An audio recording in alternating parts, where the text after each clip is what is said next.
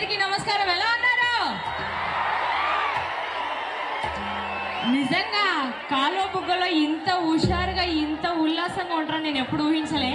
ఎప్పుడో నా చిన్నప్పుడు వచ్చిన నాకు ఊహ తెలియనప్పుడు మా టీవీ సూపర్ సింగర్లో ఆడపిల్లనమ్మ పాట పాడిన కొత్తలో వచ్చిన, మళ్ళీ ఇప్పుడు గోదావరి గట్టు మీద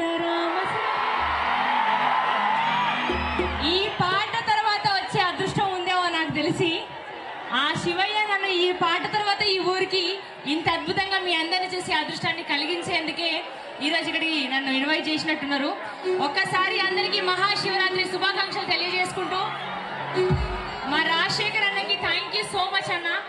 అంటే ఇంట్లో ఒక చెల్లెనో ఒక బిడ్డనో ఉంటే ఎంత అద్భుతంగా ఇన్వైట్ చేస్తారో అంతకంటే ఎక్కువ ప్రేమగా నన్ను ఈరోజు ఇక్కడికి తీసుకొచ్చారు.